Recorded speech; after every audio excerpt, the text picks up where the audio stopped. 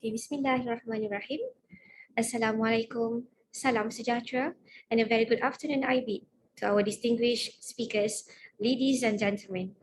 I would like to extend a very warm welcome to our very first Dental Public Health webinar series, proudly organized by the Department of Community Oral Health and Clinical Prevention, Faculty of Dentistry, University Malaya, in collaboration with Malaysian Association of Dental Public Health Specialists, MedFis. Thank you so much for spending some time to join us in today's webinar. I am Dr. Nurul Salwa, and I will be your moderator for today. For the next 1.5 hours, we have prepared for you a great selection of lectures by two distinguished speakers under the theme Exploring a World of Creativity which Widens Your Perspective. Each lecture will follow by a question and answer session. We hope you will find the program we have lined up to be fruitful and engaging, and all participants who are joining us today will greatly benefit from this sharing. So stay tuned till the end of the session, and thank you again for your time and effort in joining us. Ladies and gentlemen, to kickstart our session, it is now my pleasure to call upon our first speaker, Associate Professor Dr. Narizul Adib Kadri, with the topic on the art of media writing, Dentistry edition. As a short introduction, our first speaker is the Associate Professor at the Department of Biomedical Engineering, Faculty of Engineering, University of Malaya, and Deputy Head of the Research Services Center. An alumni in University of Malaya, he graduated from the university with a Bachelor in Biomedical Engineering in 2001, followed by a Master's in Biomedical Engineering in 2003 from the University of New South Wales, Australia. He received his PhD in Microengineering in 2011 from the University of Surrey, United Kingdom. What's more, our distinguished speaker is very much active in mass media writing, including having vast experience in networking with a media representative. He is very much involved with various sharing sessions and lectures on using media as a tool in research communication. Hence, please join me in welcoming Associate Professor Dr. Narizul Adib Kadri. Thank you. Assalamualaikum. Very good not morning, noon. Selamat tengah hari. Selamat Raya. First of all, I'd like to say thank you to Salwa for very warm remarks about me, some of the things that I also don't know. But anyway, let me share with you my screen so that we can kick off our talk for today. Before I start, I would like to share this screenshot of our website. This is a portal, an independent news portal called Bebas News. As you can see, today, if some of you might not aware of this, but today is the World No Tobacco Day, Hari Tanpa Tembakau Sedunia. So today is normally with a lot of other days, observance days in the world, kita sebenarnya boleh share our thoughts during that day. For example, for this one, I share it like last week rasanya. So that it appears today. I shared it with other news outlet as well. Cumanya dia tak keluar lagi, maybe dia keluar time lain lah. And I would like to start with this so that you can straight away dapat point, iaitu to write something to the media doesn't mean you have to write about your area sahaja. You can talk about something that is relatable, yang orang lain boleh relate to. Okay, ini point pertama. This is the first point. So I will share with you where to get this list of days, so that you tahu apa to expect. And in fact, nanti saya akan share satu tip di mana kita boleh relatekan apa-apa saja pun. Tunggu. Nanti saya share benda tu. Let's say I forgot to talk about that, remind me, okay? Because my session will be a bit informal. You can always stop me in midway. You can angkat tangan, you can say hi ke apa benda, and you can ask me question. Jangan risau. Alright, so let's go to my slide. I hope you can see my slide. My slide is always simple like this, lots of photos, not much text. So that's why sometimes when people ask me to give them my slides, I'm a bit hesitant Bukan sebab saya tak nak orang tiru ke apa benda, because my slides normally are filled with pictures.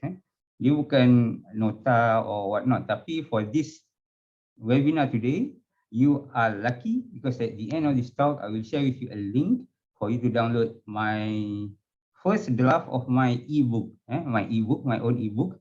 First draft saja. So dia saya bagi for free because saya belum dapat EISBN lagi number. But inside you will get the chance to read my article that has been published before this, and also some tips on how to write to the media as well. So actually you don't have to take any notes today, because at the end I will give you my ebook which contain the notes for this talk actually. Okay, consider yourself lucky and consider that as my duit raya to you lah. Okay, good. So before I start, I will always start with this disclaimer. Disclaimer maksudnya penafian lah, maksudnya this is just a sharing session. Perhaps you ingat tadi masa Salwa introduce me, I'm not a media person. I don't have any mass communications background. In fact, I have an engineering background. My degree, my master, my PhD in engineering. But what I have done since 2015 is that I shared stories of UM, whether it's stories about achievement, about the people, about innovation, about your program to the media. And from these 6-7 years of experience, I've gathered some good practices lah, and which is what I will share today. And also disclaimer dia ialah I will speak in both languages. I will mix both English and Bahasa because I don't know lah. I used to speak totally in English because you see, people say your native tongue is the language that you spoke during your sleep, in your dreams. That is your native tongue. Well, that research shows lah. And in my dreams, I speak in English. But for some reason, lepas banyak makan tempe balik PhD ni, it's sikit-sikit dia hilang.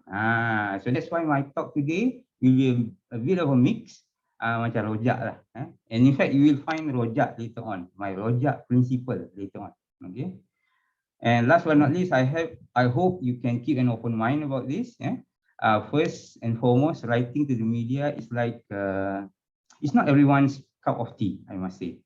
And also, you must remember that media is somebody else's business. It's not your business. It's not my business. You know, even if you share your material with me, there is no guarantee that I can get it published.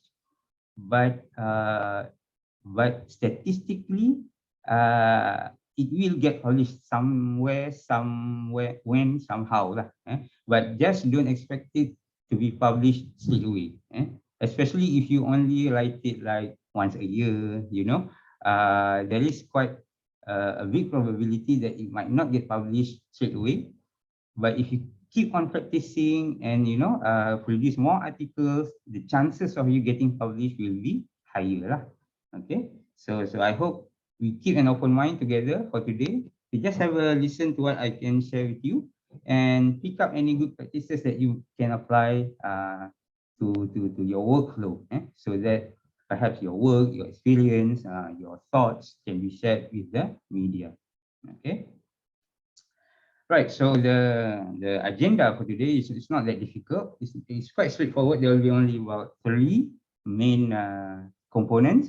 I will talk a bit about myself so that you can trust me, because trust is a very, very important thing to have, even when you're writing an article to be submitted to newspaper.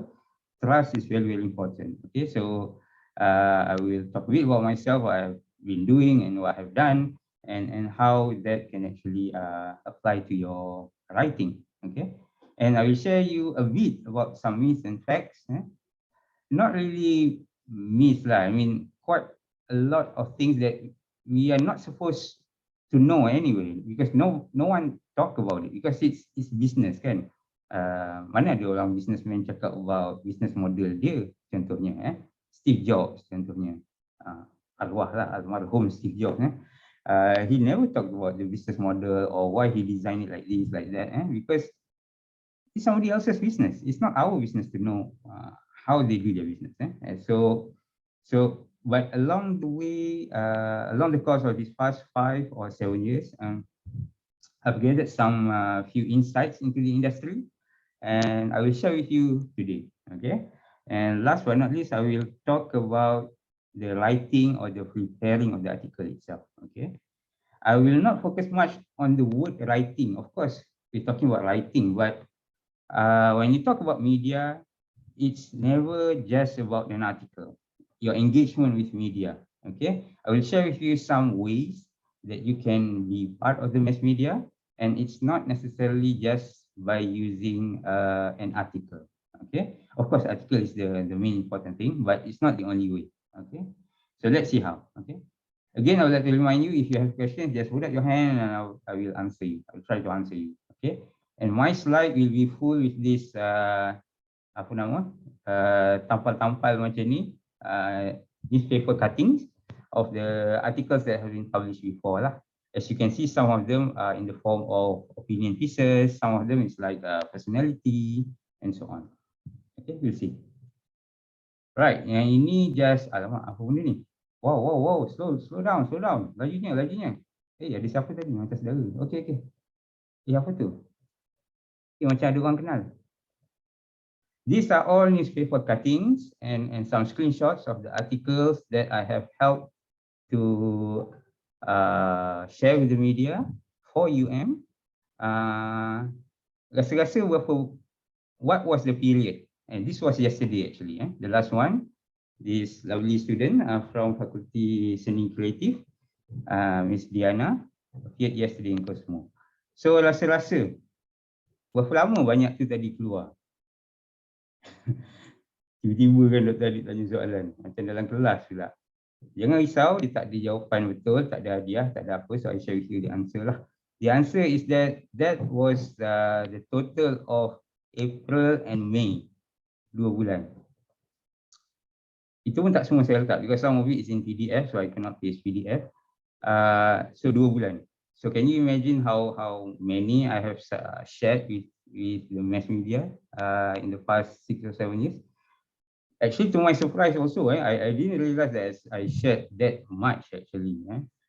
Last time I counted for the past 6 years about more than 1,200 articles or appearances. I call them appearances in the media.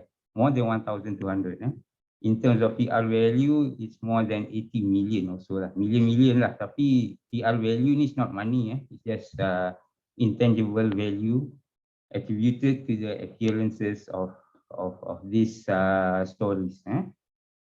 I will use the word stories a lot, mind you, because for me, these are all stories. Stories that we share, not just articles. They are not just our thoughts. They are stories, cerita yang kita share kepada public. Okay, and you might notice that some of them are not actually articles. Some of them are macam ni belakang ni tadi, nampak macam poster Selamat Pagi Malaysia je tu. Yes, the answer is that I also share personalities, guests to rancangan TV, rancangan radio, and I will share with you some example. In fact, I shared one dental lecturer last year to the station radio. Nanti kita tengok siapa dia. Maybe some of you tahu siapa dia, tapi nanti kita share lah, kita tengok.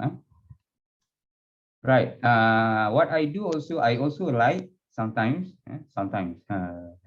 I didn't write that much because writing ni, for me, I don't know about you, but writing for me needs some push. Dia kena ada mood yang betul, motivation yang betul, and only then saya boleh menulis lah. But I write from time to time, but normally topik saya related to students, because before this I am the pengetua in a college, in a hostel in So I write a lot about student development, and sometimes when my mood comes, I talk about other things. Of course, sekarang yang popular ialah Marvel lah, MCU. Tapi sebab nak nampak kelainan, ni nanti saya akan share a bit later on why writing is important or better for you to write something yang lain sikit. Dia relatable tapi dia lain sikit. Keluar petak sikit. Masa tahun 2020 kan pandemic, yes. Tapi for the past 10 years or so, Marvel Comics yang menguasai dunia hiburan. But saya lari sikit, it's still about superhero, but I picked up a DC hero, Superman and Lex Luthor. And I relate that with COVID-19. I will share later kenapa, why I do that. Okay, why I do that later on. Okay, this is just some statistics that I shared with you before. More than 1,200 up to now, and more than 80 million in PR value. PR value, dia bukan duit. Don't come to me to ask for money. I don't have this much money, but it's a value to UM branding that I have helped to contribute more than 80 million. And mostly it's about community projects, because before pandemic, students, staff did a lot of community work sebenarnya, and I shared that in the public. Innovation, I shared a bit, personality, and also commentary. But starting from the pandemic in 2020, I shared more on commentary because, as you know, the pandemic didn't allow us to do a lot of activities. In fact, everything pun online. Jadi aktiviti online ni kalau nak share dekat mass media is a bit difficult because dia tak cantik. Balik-balik gambar screenshot, kan? Balik-balik gambar Microsoft Teams, lambai-lambai kat screen. Tak maulah, tak cantik. So starting from 2020, I shared a lot more commentaries, pandangan, thoughts, opinion pieces to the media. So I will share with you some of the examples today. And I also share a lot of personality. Personality can come from students, can come from yourself, can come from your... I will share one example which is quite unique that you can share as well, but it depends on the opportunity. What I shared, saya pernah share seorang ni, bukan dia, tapi anak dia. Kita tengok macam mana. Okay. So in a nutshell, what I do for UM is I help UM branding. Please make sure that you distinguish between branding and marketing. Marketing is with asking people to buy stuff, to execute a decision-making process. But branding is more for a long term. Maksudnya what we thought about what we thought about McDonald's. Contohnya, tak semestinya kita nak beli burger sekarang, tapi kita ada rasa something about McDonald's, kan? Kita rasa McDonald's ni tak bagus sebab makanan dia tak sihat. Now that's branding, okay? Tapi of course McDonald's itself dalam dia punya marketing, dalam dia punya advertisement, branding dia ialah ke arah family oriented restaurant, value added meals macam tu. So what I help with UM is something like that juga. I help to portray an image that UM ni is close to the community, doing innovation. The researchers and the students are all approachable. That's what I do. So that's why I consider my work as branding and bukan marketing. And what I will share today can also be useful for you to be used as personal branding. Maksudnya how to create authority for you as a brand. Bukan you as a Dr. Salwa contohnya atau Dr. Azlida. Nama-nama yang saya sebut ni organizer. Bukan, tapi branding you sebagai seorang dental professional. Branding tu. Okay. So some of these things that I will share today can help you towards building that. So you can consider myself as your nasi lemak seller. Saya suka guna gambar ni because this guy, I forgot what his name was lah. Tapi he's an Indian boy. Dia tolong jual nasi lemak orang masa pandemic. He has gone viral in 2020 or 2021, I can't remember. But he never make nasi lemak. Dia tak buat, dia tak masak, dia tak kerti masak pun.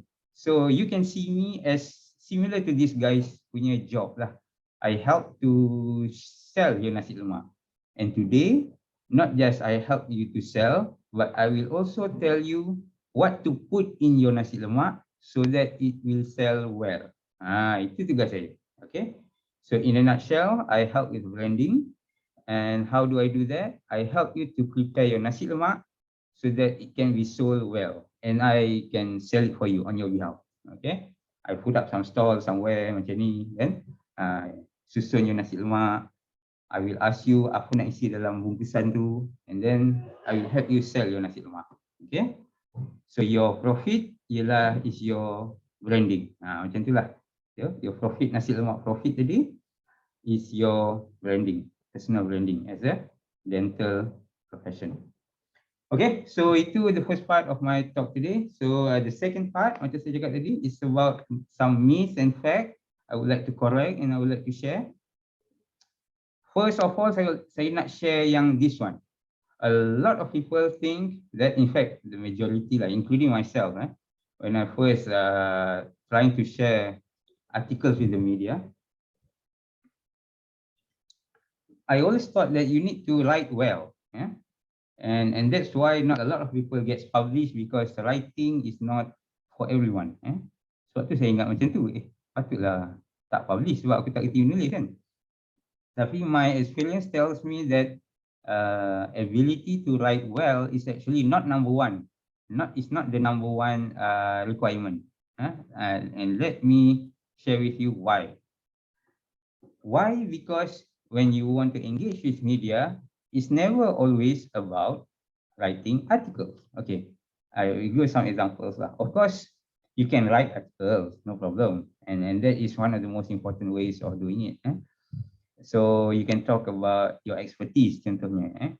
Contohnya this one, Dr. Nur Iza from Pusat Science. Her area was in the sports disability. So she talked about the Paralympics, and she talked about facility access at stadiums in Malaysia. And she relates that with Tokyo Paralympic in 2021. Of course, it says 2020, but as we know, it was held in 2021. Kan? So it was, you can write about that. Of course, about your expertise, about your thoughts relating to your expertise. Of course, you can write about your program and share that with the media, of course. But that's not the only way you can engage with the media. Okay, let me share with you some of the things that I shared with the media. You can share what your research, specifically what your research. This is an engineering lecturer talking about her work on biodiesel. It appears in the segment of innovation. Of course, you can write about that. I will share a bit later on how you can approach this. On some tips to write about your innovation so that it doesn't sound like for your journal article. And you can also share about your research, but appear in the front page of the what we call inserts. All newspaper have this what I call inserts. Sisipan. In Bahasa Melayu, we call it sisipan, where it contains some long articles, but easy reading. For this one, I helped this one, Dr. Adivi.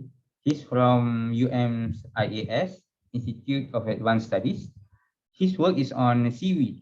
Seaweed. So I shared his work. Actually, I just shared some context and a very short paragraph about his work. That's all I shared with the reporter.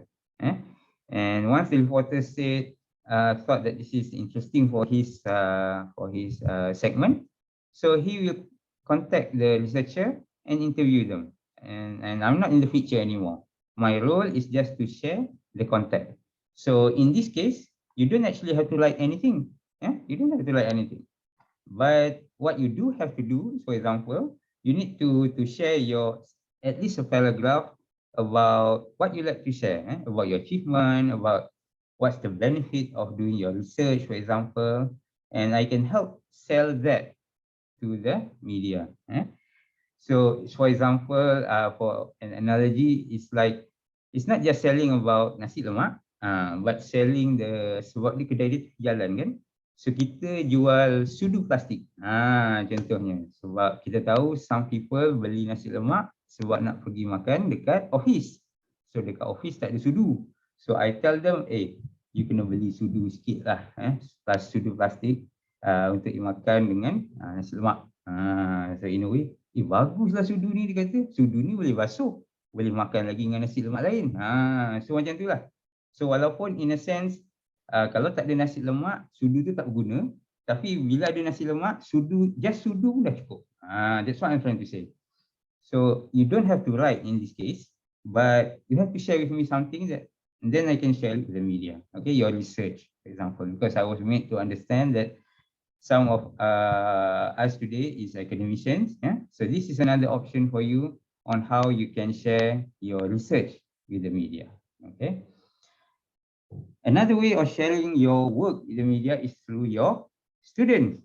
Ini bukan pemerdagangan manusia, tapi just another way of sharing our work, our area, our expertise with the public. Okay, which is through another member of our ecosystem lah.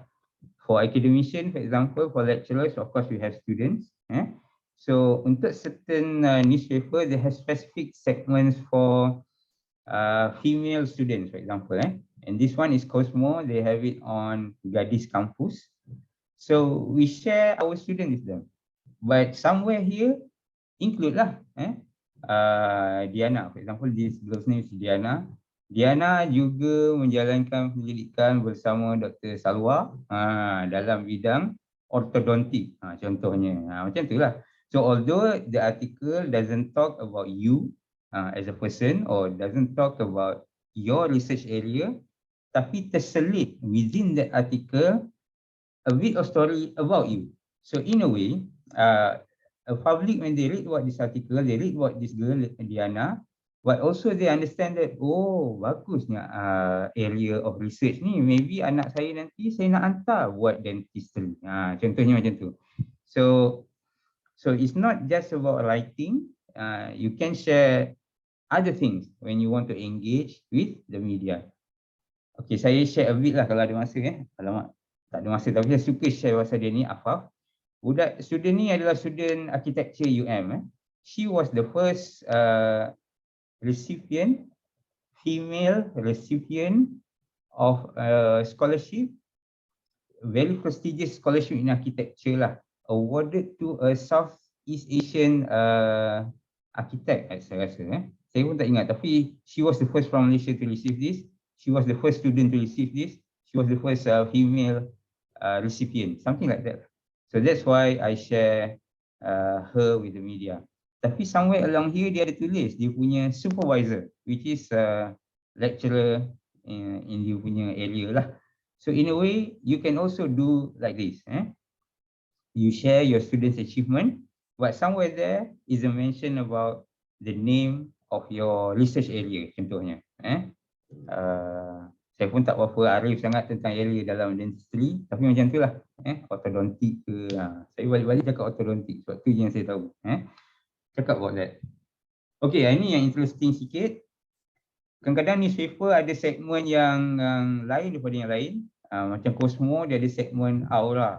Aura ni is segment on life, on living, a very easy read, something about home life, something simple. Dia bukan about health pun, bukan about education, something easy going. So saya ada kongsi about dengan reporter, nak tahu tak about my PhD student? Actually, Pushpa ni is my PhD student. Saya memang tahu sebab Pushpa ni rajin cerita dengan saya apa dia buat kat rumah and so on. So anak dia, 2 daughters ni, dia suka buat something in miniature. Maksudnya dia buat benda-benda kecil. Benda ni kecil sebenarnya. Dia buat sofa, dia buat apa benda ni, chessboard, and then dia buat macam dapur, macam diorama lah. So saya saja share dengan reporter, do you find this interesting or not? Bagus lah.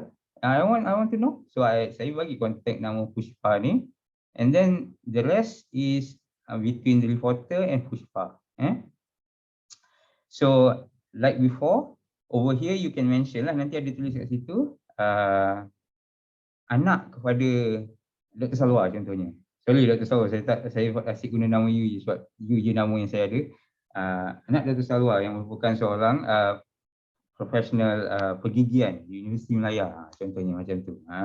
So nama our organisation ada, nama profession ada, tapi of course cerita dia pasal benda lain. Tapi what I'm trying to say is, when engaging with the media, it doesn't have to be started with an article. Okay, you can have all sorts of channels And I hope by the next slide, you will understand that actually writing is second when it comes to engaging with the media. Okay. Ini satu lagi mitos atau auta yang selalu kita dengar. In order for you to get published or to be on the TV, for example, the media must interview you. Kenapa saya bagi gambar ni? Not because ada gambar reporter, ada gambar kamera, tapi saya nak tunjukkan yang exactly this yang tak masuk TV mana-mana. As you can see, this is me being interviewed by channel yang tak perlu dinamakan lah. Kan saya kena saman pula. Tapi channel interview ni tak keluar kat mana-mana. That's what I'm trying to say. So I hope you understand that untuk kita engage dengan media, kadang-kadang tak perlu wartawan interview kita.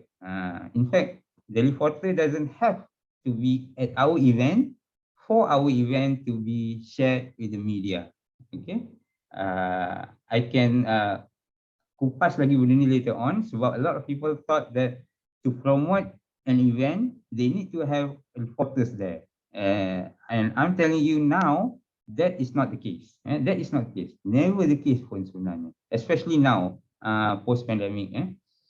Because the media industry, just like with any industry, are being hit quite a lot. So they are making do with what they have. And one of them is not allowing reporters to easily go to events. So yeah, a better way for you to get your program, for example, covered by the media is actually to bring them along. Bukan ask them to come, but to bring them. Maksudnya kalau your program is outside KL, for example, so you pay for the travel, you pay for the accommodation, and if they agree, they can come, and then later they will cover your program lah. So this is an example of me bringing along this reporter, Mr. Wasir, to Kinabalu, Mount Kinabalu. At that time, my students wants to climb up Mount Kinabalu, so I said to him, "Hey, you want to join lah? I cover your flight ticket, your accommodation, and your meals. How's that? How's that, bro?" Bro, kita kalau dah baik, kita bagi bro je. So dia happy. So kita bawa dia.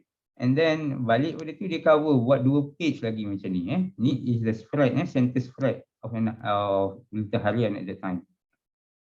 So instead of asking them to come to your event, bring them along. Tapi of course kena opportunity yang betul dan kena sesuai dengan apa yang paper tu nak lah. Okay, I go a bit faster here because I need to go to the second part of the talk, the last part of the talk. Of course, another option is for you to be on the TV. Sometimes rancangan TV pun perlukan tetamu that will talk about something in your area, so you can be the guest for that. This one is a lecturer for engineering, talking about online learning. So the lecturer talking about online learning. Tak semesti cakap pasal engineering. So this one lecturer from Citra talking about perpaduan. Boleh juga. Ini yang kat belakang ni profesor daripada business talking about OPR. Of course ni bidang dia lah, bidang dia. Oh, tak nampak belakang ni. Okey, tak apa. So what I'm saying is you don't have to actually, alamak muka dia tertutup lah. Saya topikan lah. So saya tengok muka saya sendiri kan. Okay. Boleh nampak muka dia. Okay, or selain daripada TV, you can appear on radio. Okay. So this one appears on Trax FM. This one appear on National FM, talking about their work. This one is talking sebab bidang dia memang pendidikan awal kanak-kanak. So he talked about preschool kids. And this one, this is yang saya cakap tadi, Dr. from Faculty Dentistry, Dr. Lawiyah Al-Adawiyah, which everyone calls her by her nickname, which is Dr. Adaw. So I shared her expertise because I found out that she was one of the very few who are specialists in dental forensics. So I spoke to the producer of this show. They said, yeah, it could be interesting, tapi bukan straight away lah. So that's another thing that you have to understand. With the media, you have to understand that this is their business. So it's not up to you to tell when to appear. No matter how important you think this is. Of course, as a lecturer, I always felt, every one of us always felt that our area is important, kan? Especially oral health. Of course, it's important. But you have to remember that this is their business. So let them decide when to use your story. Okay. Okay, let me lompat-lompat sikit.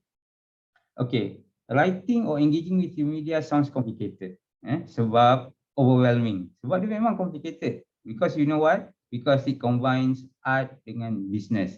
Dah lah business orang. Lepas tu dia ada seni dia. Seni ni lah yang kadang-kadang some people tak ada masa nak belajar lah. Dia tadi tolong tulis lah. Dia tadi macam mana nak ni? Saya bagi kat you lah, you tolong publish. So let me share with you some tips on this, the art part. Of course, the business part, I will share what I know. Tapi most of it kita tak boleh nak ubah. Okay, let's start with the business part. On the business part, you have to accept that this is their business. Kita tak ada hak, we don't have a say to say that, hey, use my story lah, it's good for your business. It's not your role to say that. So what you can do instead is you have to put yourself in the value chain, supply chain, value chain of their business. Ini yang saya bagi contoh artikel ni, because saya nak tunjuk yang media ni perlukan tetamu, guest to talk about this, wanita cantik atau bijak, which some people might find offensive, some people might say a bit sexist. But again, bila you ingat yang okay, ni business dia, ni tajuk dia, producer dia dah lulus, big boss dia dah lulus, so kita go with the flow. Okay, so producer dia reach out to me, ada tak calon tetamu untuk tajuk macam ni. So what I suggested was this lady, which is an alumni of tapi dia kerja sebagai counselor, and this female student, dia engineering lah, tapi dia cantik and also white engineering, so in a way she's also a bit intelligent. So for me, these two ladies fit the bill for this acara. Of course, during the talk tu dia akan tanya pasal kursus, pasal area. Maybe if you are invited, of course the tajuk can be something else, because it's their business, remember. But masa you cakap tu, you kena masukkanlah area dia. I'm a dental professional. My clinic is at here and my expertise is in such and such. So you talk about dental profession during the show, but not necessarily about the topic. Because remember, this is their business. You want to put yourself in the value chain, in the supply chain lah. So this was just a screenshot from that show. And another thing is, you talk about what's relatable. Just because you think, apa lagi nak tulis pasal rawatan pergigian ni? Since it was the fasting month, bulan puasa, you buatlah something on rawatan pergigian tidak batal puasa. I really believe that for you guys, you might think that apa tulis tajuk macam ni kan, semua orang pun tahu gosok gigi tak batal puasa kan. Tapi let me tell you again, remember, this is their business. Okay, so for all you know, this kind of topic is needed, and so continue writing even if it was something as simple as this. This one is another article, but this one was written by somebody else actually. This was written by a student, a postgraduate student, master student in media. Tapi dia interview a lecturer in the science faculty lah. So dia write this article, focusing on postpartum moms tackling depression. Depression is a big topic, but one tip that I want to share with you, focus it on something, and media normally likes that. Depression, a big topic, but focus on postpartum moms, very specific. So media normally likes that. Rawatan pergigian, very wide. Tapi talk about batal puasa. Agama sikit, buat your profession. Sometimes media likes that. Okay, write about that. Okay, another option is like this. Ini saya tujukan khas kepada academician. Let me share with you this case study lah. Okay, earlier this year, a professor in the social and preventive medicine, SPM, and faculty medicine, alerted me to this very recent study, research yang kata there is a correlation between COVID-19 in kids having a high probability or risk of getting diabetes. So I shared that comment saja dengan bernama reporter. The thing about bernama is that sometimes all other outlets pick up on that news. So let's say in your research area as an academician, you found out a new groundbreaking finding, for example, by somebody else. Selalunya Malaysia tak ada yang groundbreaking kan. Tak apa. You take that, tapi at the same time you supply with your comment. What is your thought on it? Do you believe in it? Do you think Malaysia will be affected by it? Please comment too and share it with me. I will share it with bernama. Okay. So in this style, you don't actually have to write anything, not an full article, but just writing a comment on a very recent finding, especially yang relatable lah, like this one. Masa tu adalah masa kita start vaccination for kids, remember earlier this year? Excuse me. So dia relatable macam tu.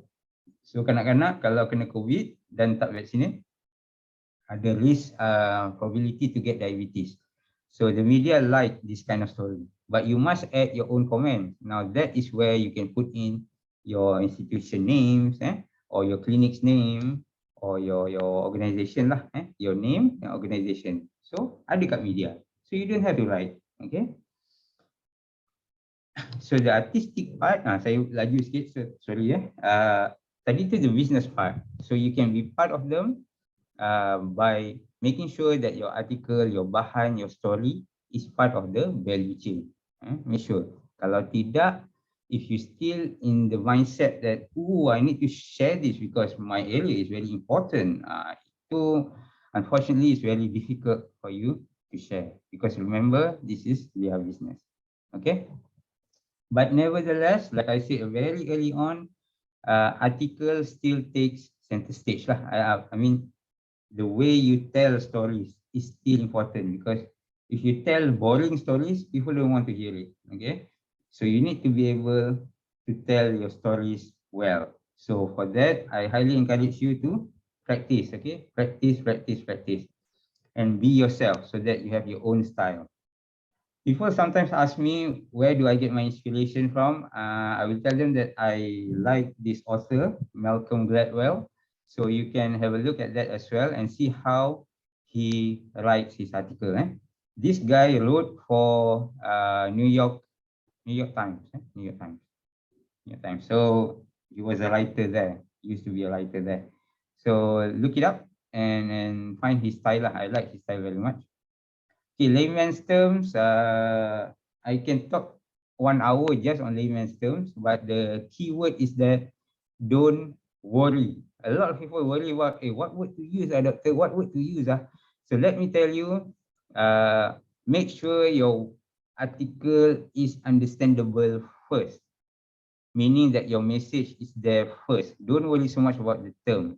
Let the editor or me or the reporter edit your article. Okay, if you keep on waiting to make it perfect, it will never get perfect. Okay, just write it, get your message across, submit it. Okay, let the editor get back to you if they don't understand anything.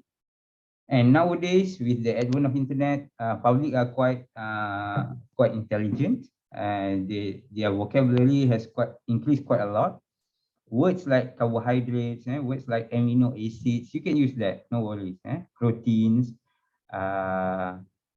of course, anything more than 4 syllables is quite difficult to understand, but let the editor worry about that, okay? Not you. Let's write something, get the message across, tulis apa yang you nak tulis, and submit that. And let the editor get back to you kalau dia tak faham apa-apa. I would like to share with you a very magic sauce, secret sauce. Macam pergi Nando's lah, dia ada secret sauce. The secret is make it relatable. Sebab remember, ini adalah business orang lain. And in their business, they want to be the first, they want to be the most relatable. Okay. So you help them by making your article relatable. Okay, so macam mana nak buat dia make it relatable? Okay, what to write? I highly encourage you to write about current issues. Current issues. So you have to write, you have to read newspaper dulu lah. Sekarang topik like COVID, topik about economic recovery, topik about ayam, harga ayam naik, topik about sekolah and so on lah. Anything that is current issues. And katalah you dah tak ada idea sangat, you can go for perennial issues. Perennial issues ni maksud saya ialah things that people always talk about. Things on unemployment contohnya, gender equality, education, people always talk about that. And in Malaysia, I would like to add this one, seasonal issues. We in Malaysia is one of those countries that are lucky enough to celebrate everything on earth. Daripada Hari Raya, Chinese New Year, Deepavali, Wesak, Christmas, Easter. Easter kita tak celebrate lah on Semenanjung Malaysia, tapi Sabah Sarawak ada sambut. In fact, next week is Hari Gawai. Today is Hari No Tobacco Day. In fact, kalau tak cukup cuti, kita ada tahun baru, kita ada cuti sekolah, kita ada musim terkujuh, musim kemarau, apa lagi? Kita ada hari macam-macam lagi. So you can write about those, relate that to your expertise, and your article chances of getting published will be increased. Okay. Saya happy to add this today. Apa yang saya panggil pro tips, pro tips, jangan main-main. You can Google UN Observance Days. Ada macam-macam hari dalam tu. Did you know that kita ada World UFO Day? Kita ada hari TB sedunia. Kita ada hari memperingati mangsa Holocaust. Macam-macam. Hari memperingati refugee. Ada macam-macam. So Google that and look up and choose which one you want to write about. And siapkan your article and send it like 1 week before the date. InsyaAllah it gets published. If you want to be a bit more international, I highly encourage you to look these websites up, answerthepublic.com, medium.com, and theconversation.com. These websites discusses current topics in the world at the global scale. Because you might have a blog, you might want to write for Facebook or for your own social media. So these are the topics here that you might want to write, because if you write something that is current in the global stage, the robot, the Google search engine will be more likely to crawl your site and make you look as the authority figure in that area. Okay, so these are the 3 websites that I highly encourage you to read. If I have time, actually, I want to demo how to use this. Actually, you can type in, for example, in the Answer the Public, you can type in your area. You can find out what people are searching for in that area. I shared with you this article just for fun, because I want to show you that this article is actually about dentistry, but was not written by a dentist, by a dental lecturer. This was written by an education lecturer. So you can actually write about something else if you want, as long as it's relatable. Paling penting, relatable. Okay, I put up this one article by me, because I want to show you that if you cannot find something that is relatable, make it relatable, force it relatable. Okay, I wrote this in conjunction with Hari UFO Sedunia, World UFO Day, and I relate it with COVID-19. Actually, the relationship is just on the first paragraph quote, and the rest of it I talk about COVID-19. We talk about the need to know something. Itu saja. Tapi I wrote it in conjunction with the World UFO Day, and it gets published. Okay, so if you cannot find something that is relatable, make it relatable. Okay, and for that I can, if you want, I can give you a personalized guide on that one later on lah. So this is, alamak, lagi 10 minit. This per minute, I will share with you the anatomy of an article regarding the program. If you would like to share your program to the media, make sure you write it this way. Don't write it like a report, Fakulti Pergigian Malaya sedang telah menganjurkan sebuah program dah. Pada tak ada. You cannot write it that way. So you write it with a mix of everything, okay? Especially you mix it with the quotes, because quotes make it authentic, and most importantly, quotes make it relatable, okay?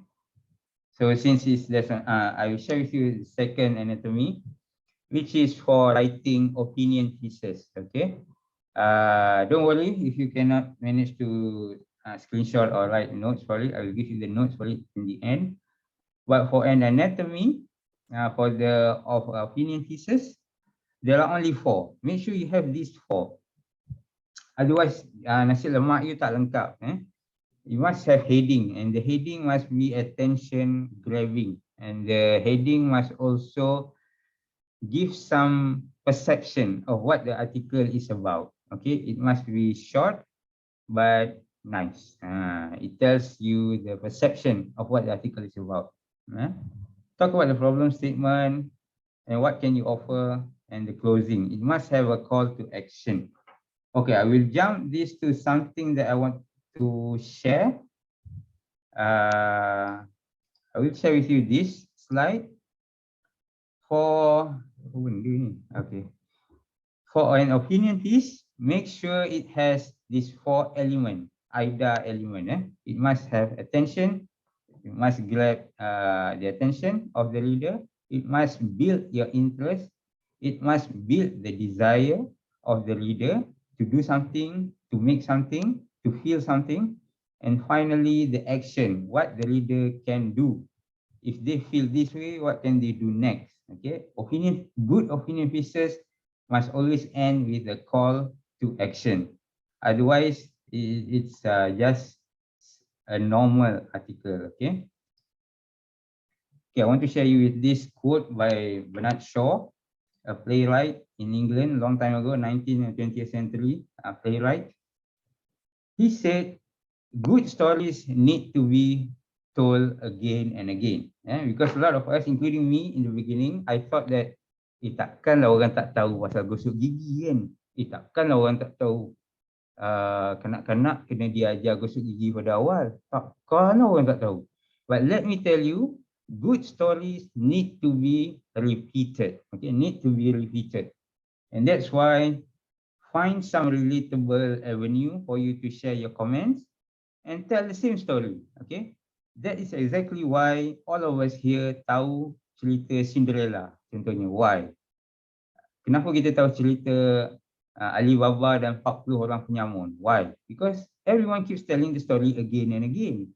Even Firauni pun cakap about Alibaba dan Bujang Lapuk, which is essentially a story about Alibaba and 40 thieves.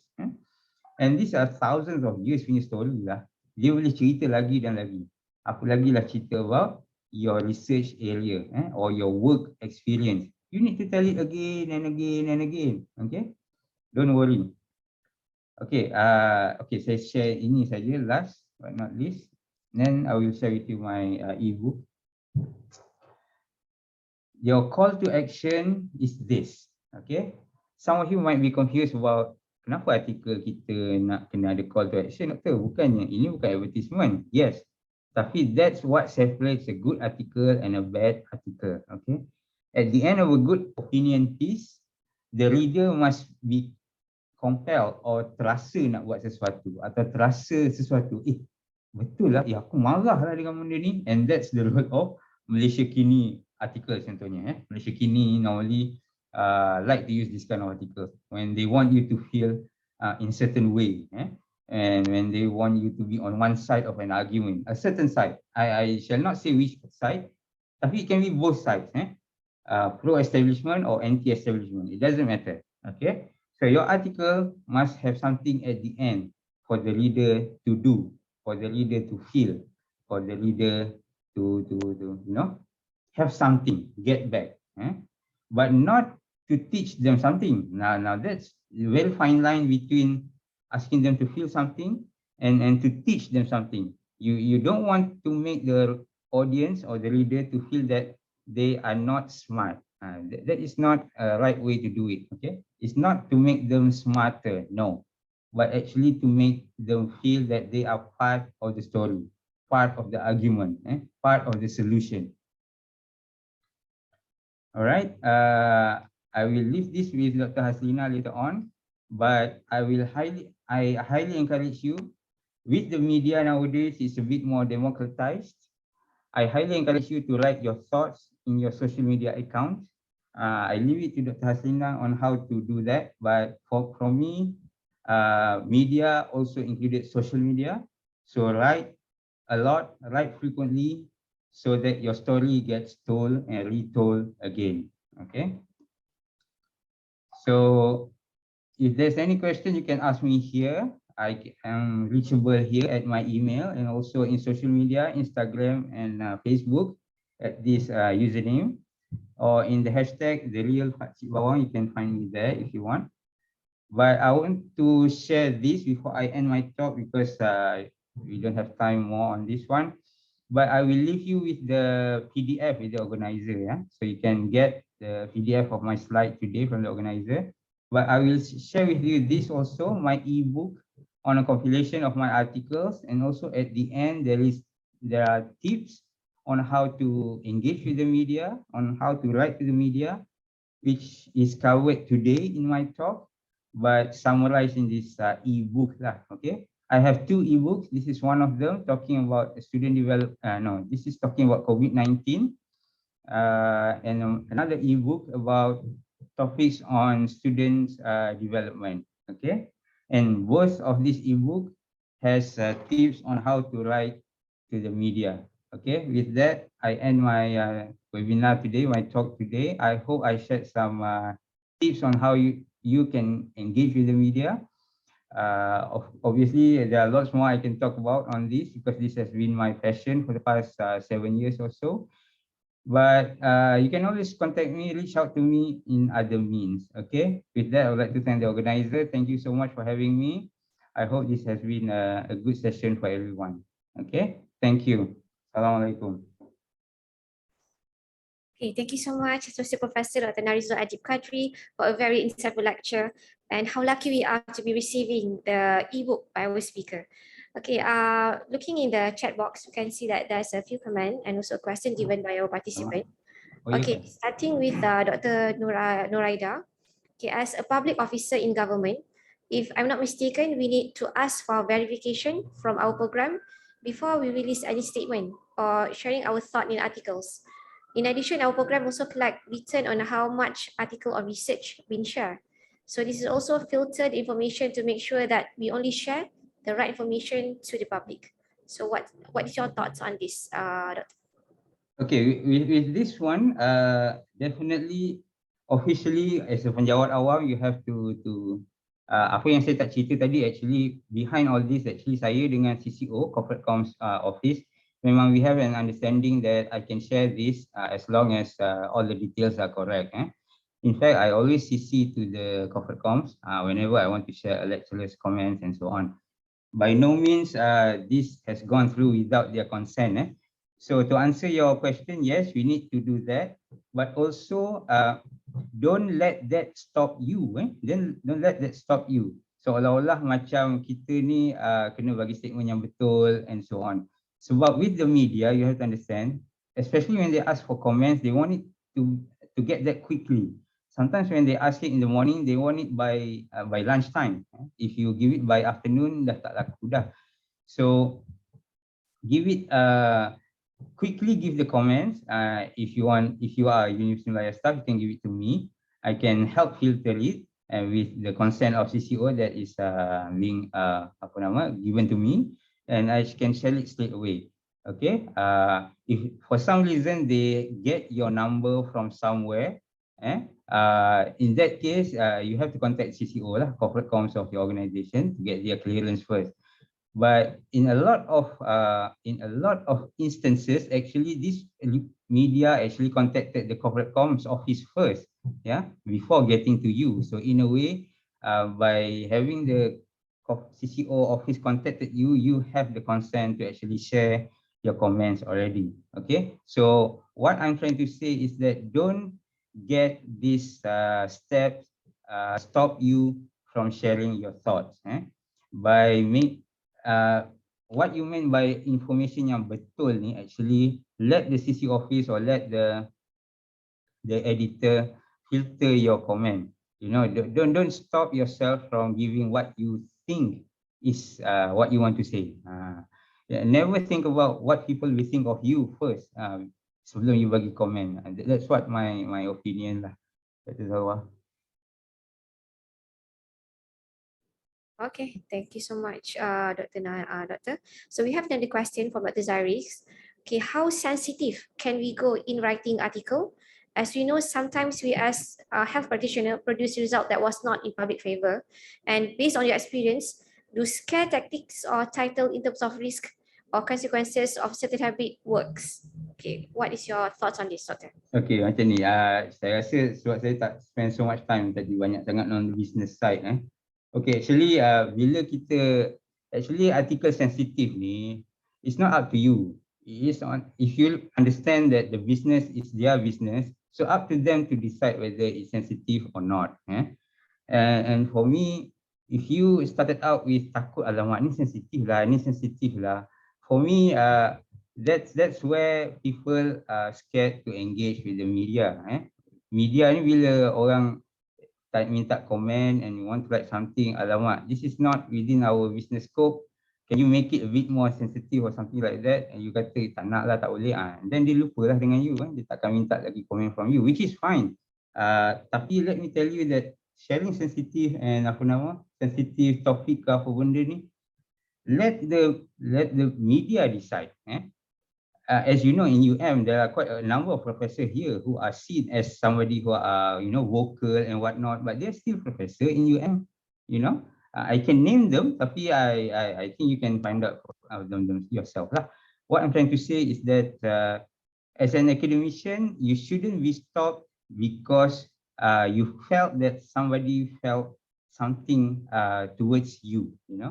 And also, saya nak mention juga, I hope tak ada orang terasa kat sini, sebelum kita fikir yang negatif, you thought, kenapa kita fikir artikel yang sensitif pula? Artikel yang tak sensitif ni berapa banyak you dah tulis? Sorry kalau saya cakap ni kasar sikit, tapi saya nak cakap benda yang betul. Benda yang tak sensitif ni berapa banyak you dah tulis? Kenapa you fikir pasal benda yang sensitif? Benda yang tak sensitif, contohnya about your research area, about how you become a dental professional. What is your passion within your area contohnya? Because for all you know, budak-budak sekolah, budak-budak universiti would like to look up to you as an icon. Okay, so share your experience, share your journey, share your stories. Don't let this thoughts that kata, alamak aku nak tulis benda sensitif ni. Takutlah. Tapi kalau orang tak tulis kat media, how can people know you? How can you build your authority? I'm sharing with you today that with media, you have the chance to build your authority. Okay, so instead of limiting yourself to write with the cerita-cerita sensitif dan sebagainya, what about cerita yang tak sensitif? I highly encourage you to write about cerita-cerita positif, banyakkan yang itu. Okay, that's my answer. Thank you. Okay, we have one last question from Dr. Ili from Perak. If a student goes for an excursion and wanted to bring along a journalist, which allocated fund from an organization can be utilized for this reason? Okay, sharing things with the media, saya tak share tadi. Dia tak perlu duit sebenarnya. To submit the paper, the article, they don't ask you to pay anything. Cumanya untuk buat excursion, untuk buat program itself needs funding lah. For that one, I leave it to you to find your funders, whether from your own organization or from outside. Tapi to share with stories to the media, you don't have to pay anything. But of course, to get the story, you need to get the program going. Now that requires funding lah. But to get your story submitted to, there's no payment required. saya tak sentuh satu topik tadi. Selalunya a longer talk I will include that, which is advertorial. Kalau advertorial, you have to pay. But this one, the ones that I shared today, you don't have to pay. You are sharing stories. So the downside is that you cannot tell when it gets published. Kalau untuk advertorial, you can demand when it needs to be published. Advertorial. Okay, thank you. Okay, thank you so much, Associate Professor Dr. Narizo Adib Kadri, for your insightful lecture. And I hope everyone can obtain a lot of informative info from this lecture. Thank you.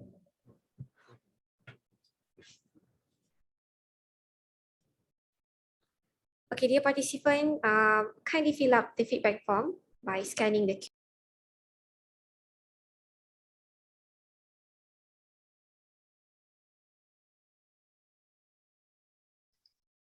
Dr. Sawa, you muted.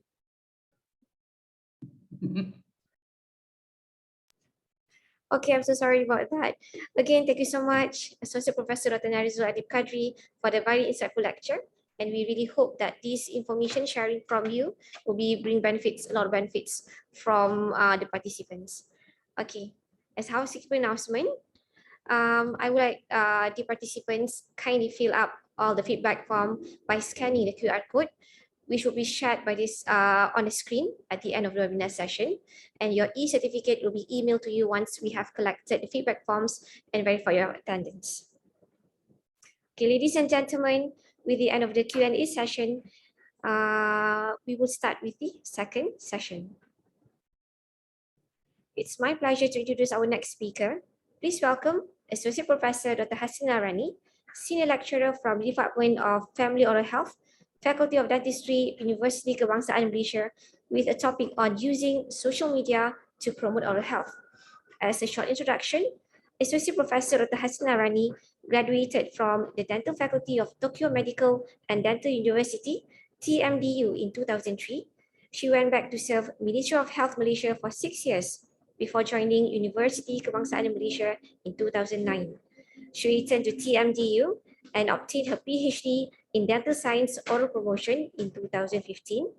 Associate Professor Dr. Hasina Rani is also the Assistant Secretary of the Malaysian Association of Dental Public Health Specialists for the 2022-2024 session, and her passion is in oral health promotion, oral health literacy, and dental education. Hence, please welcome Associate Professor Dr. Hasina Rani.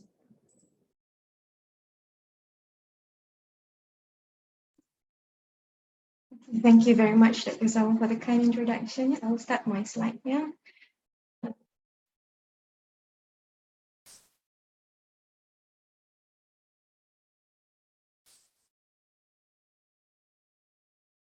All right. Hold on 1 minute.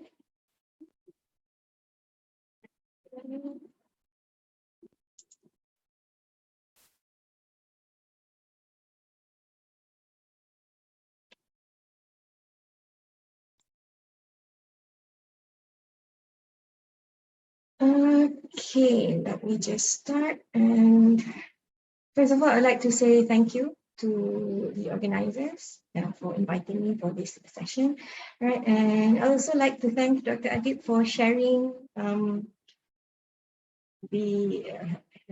his talk just now. It was very informative. I've been trying to penetrate the main mass media. I've tried several outlets like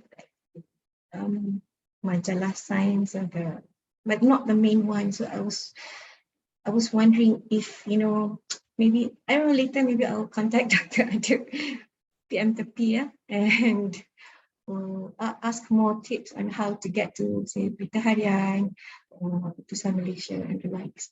All right. Okay. Anyway, enough about that. Let's proceed with what I want to share with you today is on promoting oral health using social media. Okay. All right. I'm supposed to present this one, but why is it not presenting? Yeah, hold on. Yeah. Oh, I need to log in. Okay. I'm so sorry. I was prepared, but I guess Lido locked me out of this. So I'll stop sharing for a while. Yeah.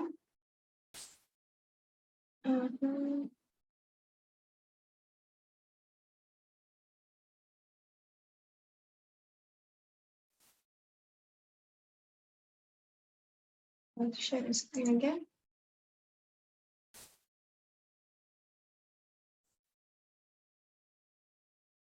Okay, so everybody can see my slide. So this is just like a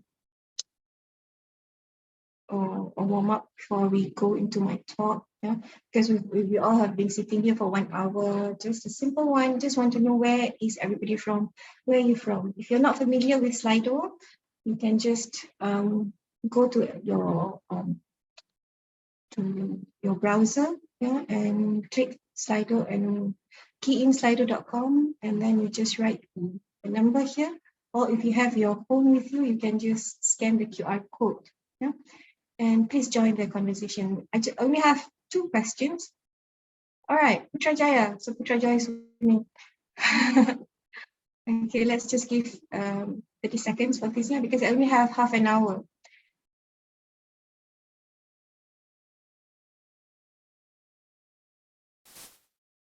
Hey, sorry, not yet.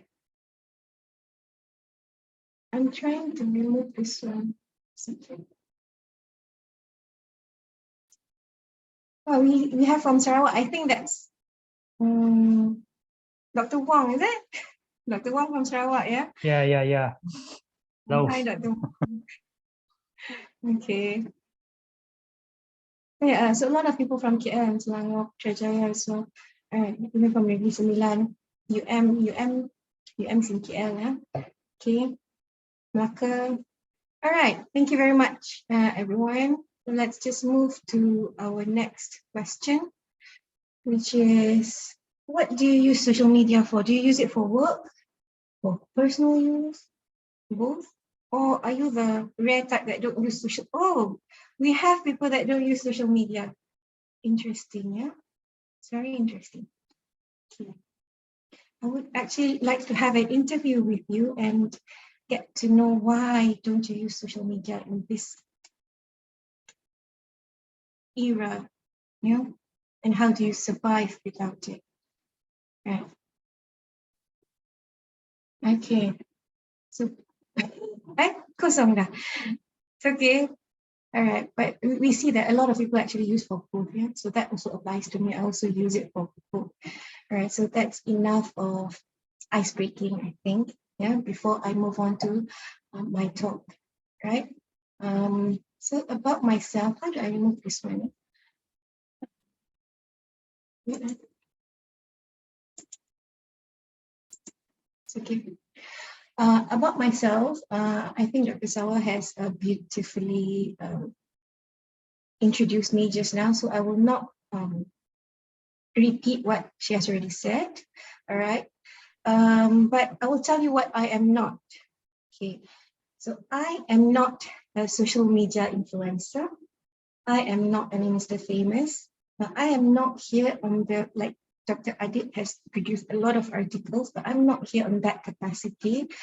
So if you are here to listen to tips on how to gain followers or how to make your content go viral, I'm so sorry to disappoint you, because that's not what I'm going to share today. Right? As Dr. Sawa said, that my interest is in health promotion, health literacy and all that. And promoting our health in social media is also one of my interests in research. So I'm going to share what a little bit I know about using social media to promote health, right? Okay, next. So instead of that, what we're going to do today is we're just going to have an overview of social media, right? And we just have a look at benefits and issues of social media use in health.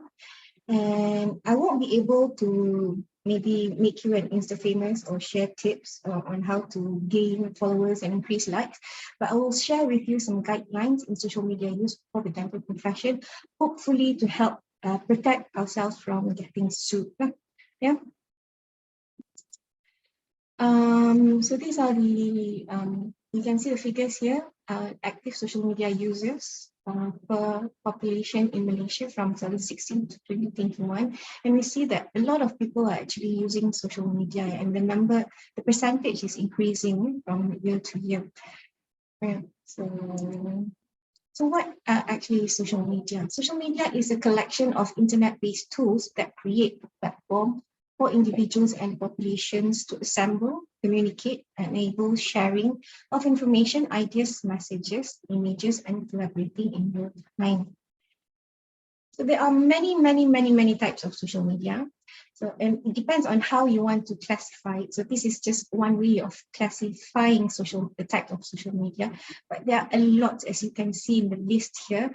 And I'm sure that you don't use all, and we don't use all. Some of you are familiar with some social media type and some are not. And sometimes it can tell your age, yeah, which social media you like. Like for example, if you prefer TikTok, then I know that you are quite on the young side, right? And whereas if you prefer Facebook, then you are about my age, maybe, or maybe older. All right. Okay. So next we'll have a look at the social media ownership by Malaysian dental clinics. So this is a small study by our dental students, which was presented last year at the manuscript. We're still writing the manuscript now. Hopefully it can get published soon. But we only looked at ownership by dental clinics. So we look at the list of dental clinics from the PIMS. Yeah? So we mine the data and we took a sample. All right. And from the sample, we found that Facebook is the most popular platform for Malaysian dental clinics. Yeah. And next followed by Instagram. But if you look at the figure, it's a bit low, on the low side, at 27%. Come on, I don't think only 27% of us are using Instagram. But yeah, because this study is on dental clinics and not on the individuals or the dentists themselves, right? So because if you look at just have a glance, yeah, if you have your apps with you, you can just have a glance. You see that we do have a lot of presence, yeah. Our dental professionals, we have a presence on social media. Let's see, for example, MapBiz page, we are trying hard to get ourselves known on social media. Although it's not easy, yeah, it's not easy because to go viral, we have to have some content, yeah, and the content must be something that that really clicks with what the mass wants, right? Okay, and then we have Dr. Iqbal. I think some of you might know him. Dr. Iqbal is quite popular as well on Facebook because he is also part of the Malaysian medical mythbuster, if I'm not mistaken. So he does a lot of health education and health promotion, and he helps quash all the myths about oral health. Yeah. And if you go to Instagram, we can see a lot of young dentists on Instagram. And lately, I was made aware by my daughter actually about this dentist on TikTok. Yeah, on the most right side, this is a screenshot of TikTok. I do not have TikTok account, right? But for this talk yesterday, I actually downloaded TikTok and actually went into TikTok and just for this screenshot and to see. It's quite interesting. I really have to say. These people are doing a good job because they are producing a lot of content for the Malaysian public, for the Malay-speaking population, yeah, for Malaysian. It's about if you want to publish in English, yeah, you have a lot of people producing a lot of English materials already, but only us Malaysians can do this promotion or health education content in Malay, right? So I think they are really contributing something to the community. All right, so well done, all the young dentists. If you are with me and if you are part of the screenshot that I'm sharing, so well done. All right. So what are the benefits? So next we look at the benefits and issues involving social media use in healthcare. Right. So benefits, I think a lot of us know already about health promotion, health education, right? And sometimes it can provide a mechanism for online consultation, okay? And mostly social media is low cost. You don't have to pay to publish, right? And the reach is quite broad. Okay, and the support network for patients are there. Like for example, if you go to Facebook groups, if you go to Facebook, you have groups where people of the same interest will gather together and they will support each other in their journey towards whatever it is the group was established for. Let's say, for example, you have weight loss group, you have intermittent fasting, you have what else?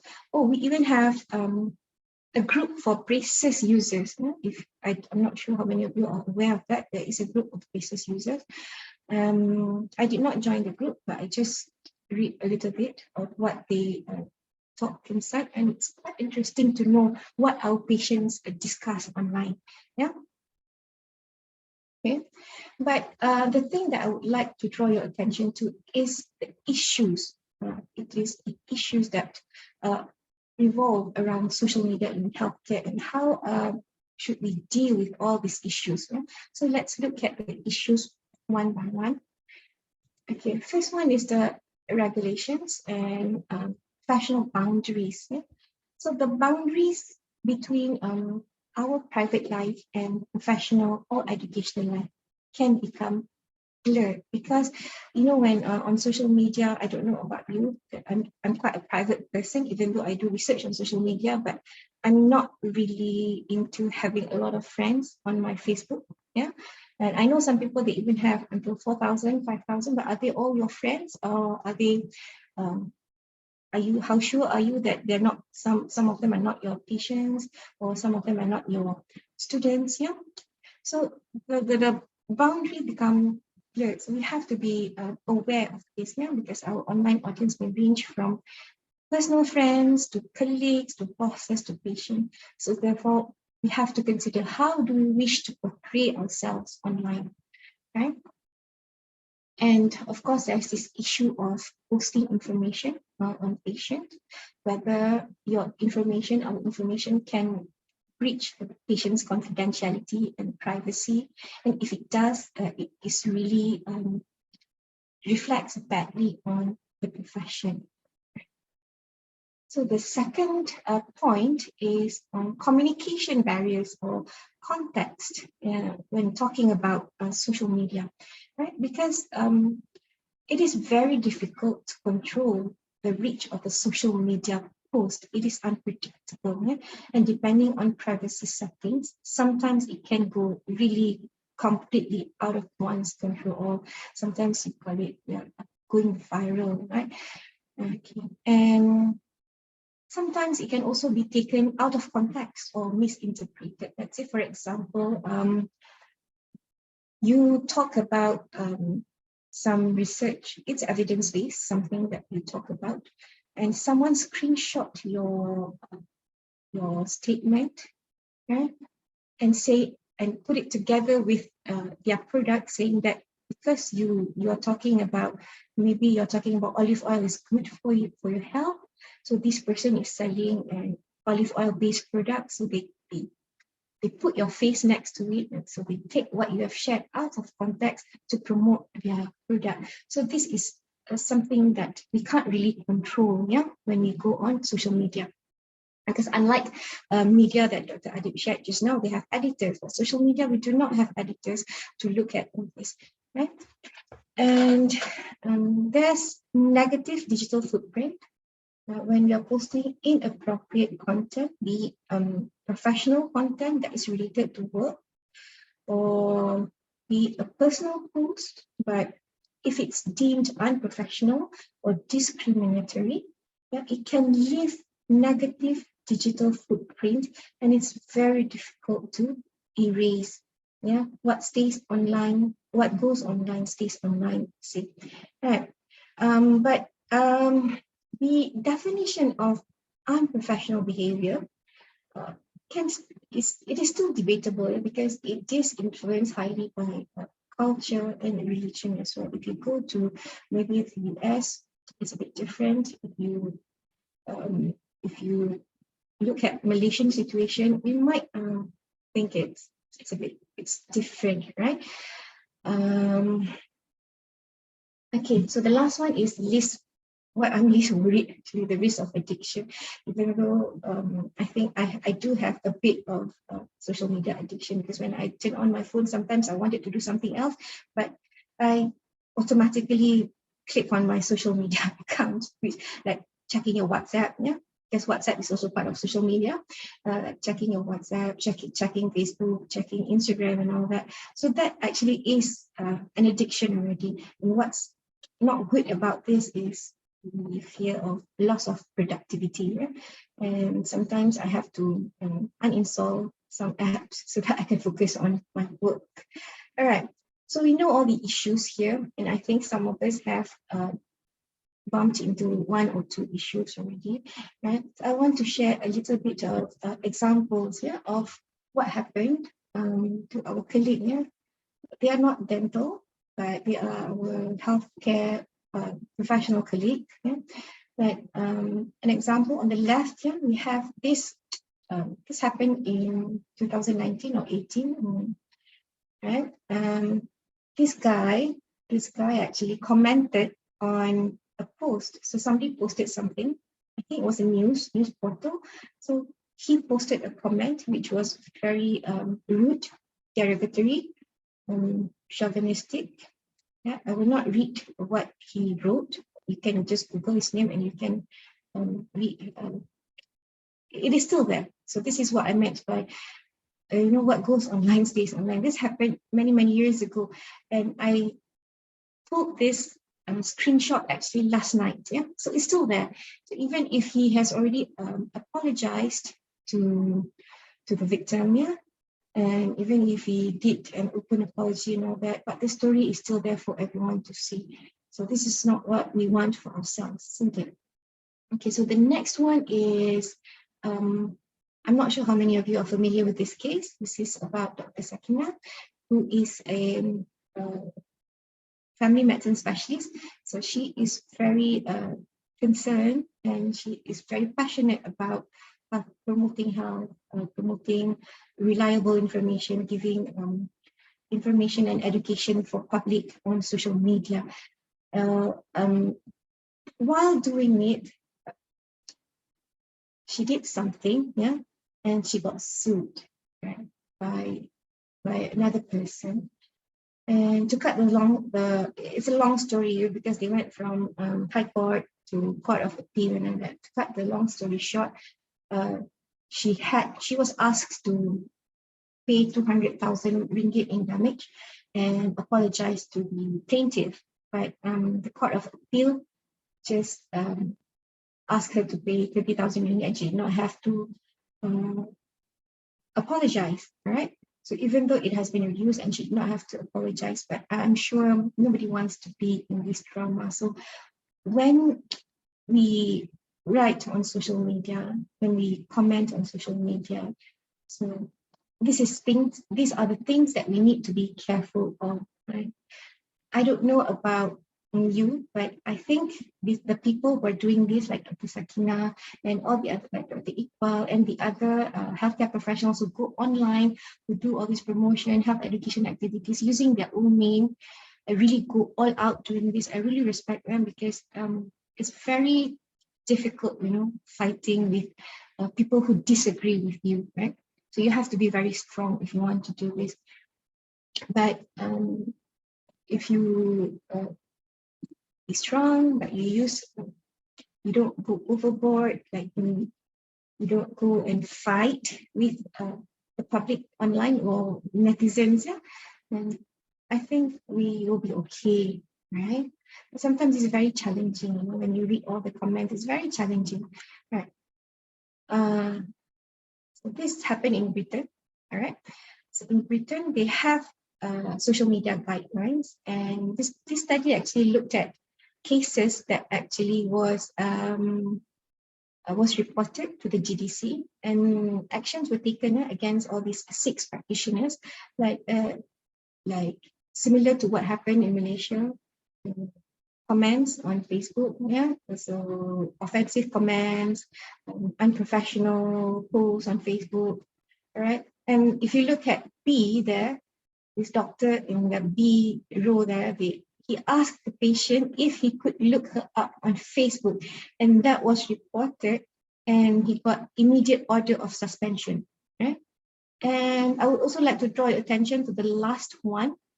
So this doctor actually got suspension for 12 months, right, for advertising treatment on Facebook page. So let's come back to our country and think of what happened in our country. Do we also have similar practice? Okay, do you also advertise stuff on your social media? And what do you think about that? So this is something that can be debated. Perhaps another debate idea for, I don't know, Dr. Azlida, please, maybe we can have another debate on this, on whether should it be allowed, and what does the law say, what does the guidelines say? Right. Okay, so moving on to guidelines, Moving on to guidelines. So this is a review of social media guidelines available in English-speaking countries. I'll just share a little bit of the gist with you, right? So first, they talk about privacy and anonymity, okay? So they recommend for conservative privacy settings and to always maintain professional boundaries.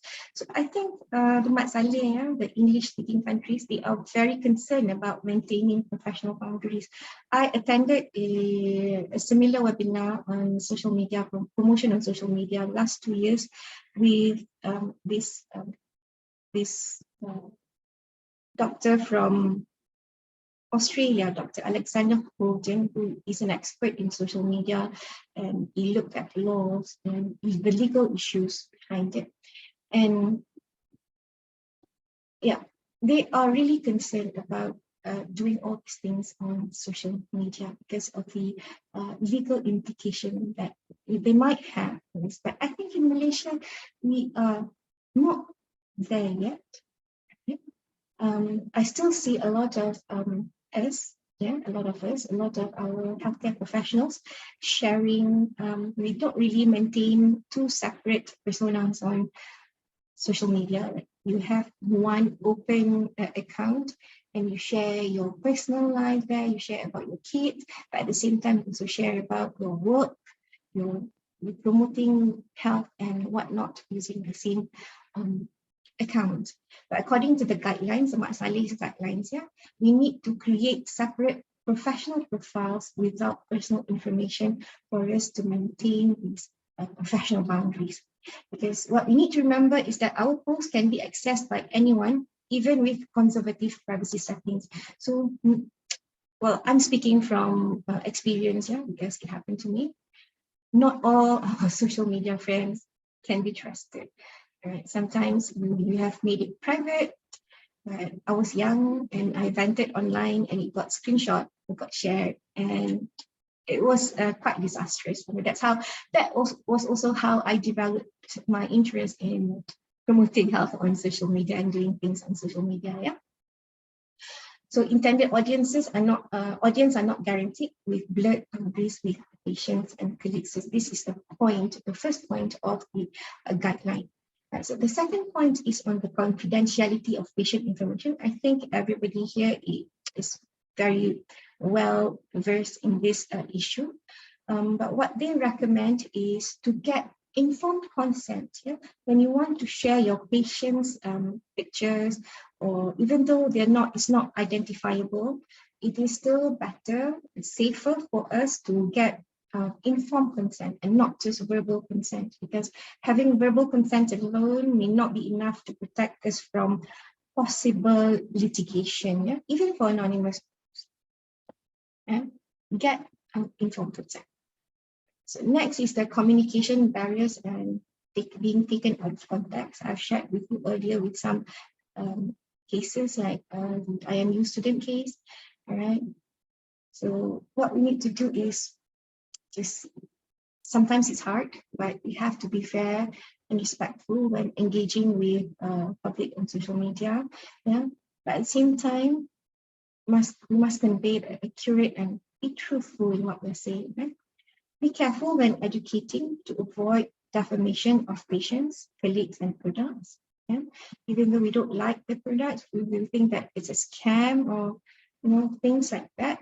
So the way you word it on social media, you have to be careful to protect yourself and be as professional as possible. Okay? And when being trolled, take a step back and think, yeah, when you deal with trolling and harassment. So I think majority of us already know what trolling is, but for those who are uninitiated on what trolling is when someone tries to incite you on social media. They try to make you angry by asking maybe questions. They just want to see your feedback actually. So it's best not to respond to these trolls, because it will just blow out of proportion. Right. And then we have our accountability and responsibility as dental professionals and trust in our profession. So, so the same standards should be practiced as if providing health education information with patients or public face-to-face. Just because we are behind our phone or behind our laptop, we must not forget. I think this is quite standard. Yeah? And the guideline also recommend that we identify ourselves as a dentist, including our name, when we want to offer health information, we want to discuss health information online. This is for accountability, so that when people listen to you, they know who you are, so they know that you are accountable for that information. Once again, posts are difficult to remove once posted, and lack of control over which of the post. So this is something that we all have to be careful of. Yeah. And one more thing, we need to avoid sharing lack of knowledge when posting, so, because we are representing the profession. I think some of us, maybe, I don't know, some of you may have seen some people sharing about some products when they are dentists, when they are doctors, they are sharing products and they are not evidence-based. So these are the things that we have to think about, because people trust you. Because when you say you're a dentist, you're a doctor, people will trust you. You're accountable for the information. When you want to give advice, give something that is evidence-based, not because purely it's your business, because you are selling the product, right? Okay. So what about in Malaysia? In Malaysia, we have these guidelines and provisions for public information. It's not the whole guideline is not just for social media, but they have a statement on how to use social media. And we just like in real life, we need to be aware of all the acts and the code of professional conduct and all the other guidelines available, including this guideline when you want to use social media. And there's also another statement that says that any technology or application that may lead to soliciting or providing unfair advantage over other dental practitioners is not allowed. So this is something like, I think a lot of us are doing soft marketing. I think we're doing soft marketing of our business, right? Are we not allowed at all to do it? I think, yeah, should be debated. I think it's interesting to see how we debate this. Yeah, so this is something, I wouldn't say it's sensitive. Is it sensitive? I don't know. But it's nice to hear what the people think about this. Yeah. So despite all of these issues, do we still need to use social media? Do you still want to use social media as a dentist? Right.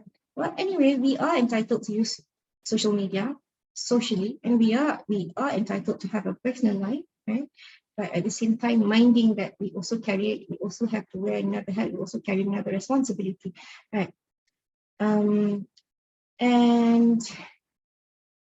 social media increase communication with patients. There are studies that are published and says that when patients use social media, they are satisfied because they have more information, right? And they can come to us with more information, they can ask questions, so they feel more responsible towards the health. Right? And social media also provides opportunity for professional networking and discussion, and this is important, increased availability of quality information for patient education. Right. So this was our study in 2018 actually, published 2020. So we saw 176 accounts on Instagram and Facebook over the period of 1 month actively selling and providing fake braces treatment. But fast forward to last night, 2022, I just did a quick search on Facebook, and I saw, they are still around. So these people are still around. It's very difficult to get rid of them totally, just as difficult as getting rid of caries totally. But what we can do is by flooding social media with quality information, evidence-based information, hoping that if patient tries to look for information on social media, they will land on our page, right? So social media can also be used to catalyze positive changes in the dentist-patient relationships. I think this is the way forward. Yeah. Some doctors, they don't like when the patient comes and tell them that they have read online or they have read on social media about this and that. So they really oppose to that idea. But I think to move forward, we should try and work smart. That is why when you have all these accounts, sharing all this reliable dentist accounts, sharing all the information on social media, right? So when your patient come to us, when your patient come to you, when patient come to us, when we discuss about things, we can always recommend, or maybe you can follow this doctor because she shared a lot about maybe braces, or you can follow this doctor because she shared a lot about how to prevent caries, And if you have any question, you can always come back and ask me. So that should be the way forward. Utilizing, promoting social media. Use social media as a mediator of health instead of looking at it just as something that is full of issues. Right? Okay. I'm sorry. I think I am a few minutes behind time. I'm very sorry for taking your time. It's your lunch time, and I understand that everywhere today you have Hari Raya gathering, in UM, Usim, where else? In Putrajaya, maybe, I don't know. But thank you very much for taking your time to be with us during this lunchtime. And if you have any questions, please let me know. I'll stop sharing now. Okay, thank you so much, Associate Professor Dr. Hasina Rani, for a very interesting lecture. Okay, I would like to open again the Q&A session. So to our participants, if you have any question, comment, or interested in sharing your thoughts on this topic, you can either type in your question through the chat box available, or you can click on the raise hand icon and we will entertain you accordingly.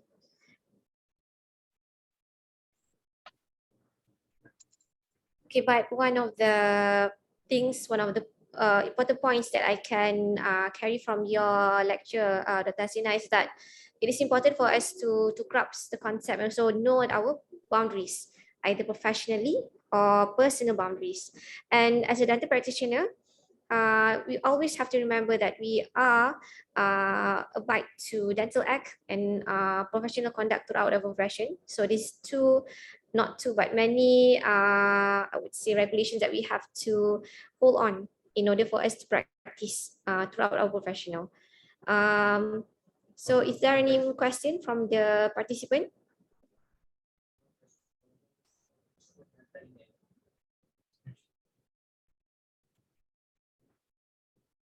Okay.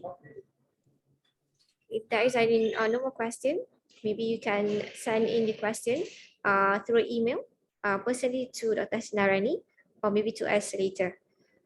Okay, with that, ladies and gentlemen, with the end of the Q&A session, it marks the end of today's great sharing session, and we sincerely hope that you have found today's engagement very informative and useful.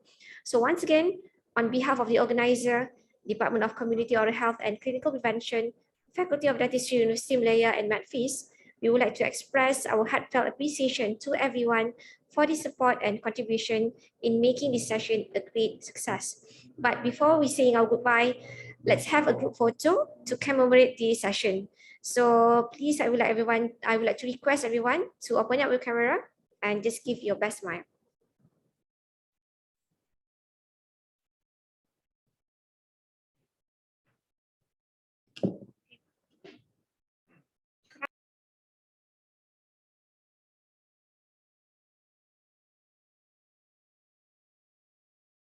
Okay, is everyone ready? Can see a lot of smiling faces at the moment.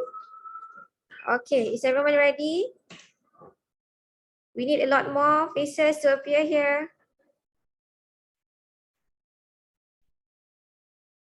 Okay, there's a lot of pages. Okay, I akan ambil gambar first page dulu eh. Okay, 1, 2, 3. Okay, next page because we have 5 different pages. We have a lot of participants. Okay, next page. Ada Dr. Vinovan, Dr. Saleh is here. Dr. Amira is here. Buka lagi gambar please everyone. Dr. Intan. Dr. Vinovan is here.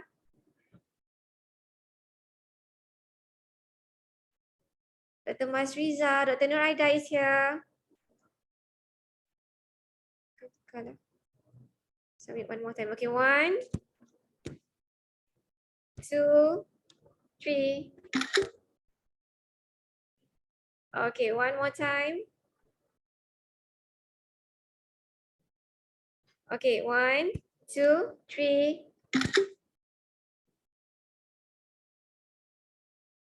Okay, that's it. Okay, thank you so much. Thank you so much, everyone. So, ladies and gentlemen, as a reminder again, don't forget to fill in the feedback form by scanning the QR code available on the screen to receive your e-certificate. And this e-certificate will be emailed to you once we have collected and verified your attendance. Okay, thank you so much again for spending the time with us, and we look forward to seeing all of you again in our next webinar series. So till then, have a good day. Assalamualaikum and goodbye.